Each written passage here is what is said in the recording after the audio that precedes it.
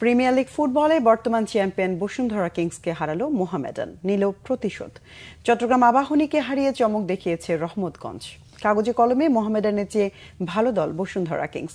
মৌসুমের প্রথম tournament challenge কাপে কিংসদের বিপক্ষে এগিয়ে থেকেও হেরেছিল সাদা কালো জার্সিধারীরা।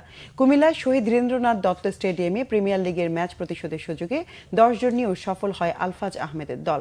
ম্যাচের 25 মিনিটে কিংসের ফরওয়ার্ড রাকিব উড়ন্ত এক বলে নিয়ন্ত্রণ নেয়ার আগেই প্রতিপক্ষ গোলরক্ষক সুজন এগিয়ে আসেন। দুজনই ব্যথা পেয়ে মাটিতে পড়ে যান। গোলরক্ষক সুজনকে লাল কার্ড দেখান রেফারি। ফরওয়ার্ড আরিফকে উঠিয়ে দ্বিতীয় গোলরক্ষক সাকিবকে নামায় মোহামেডান। বিরতির পর ঐতিহ্যবাহী দলটিকে লিড এনে দেন অধিনায়ক সুলেমান দিবায়েতে। লড়াইয়ে ফেরার চেষ্টা করেও ব্যর্থ হয় কিংসরা। 2 ম্যাচে 6 পয়েন্ট নিয়ে লিগ টেবিলের শীর্ষে মোহামেডান, সমান পয়েন্ট নিয়ে গোল ব্যবধানে দ্বিতীয়তে রহমতগঞ্জ। বসুন্ধরার পয়েন্ট 3। ময়মনসিংহে চট্টগ্রাম আবাহনীকে 2-0 গোলে হারায় কামাল বাবুর দল। প্রথমার্ধ থাকে গোলশূন্য।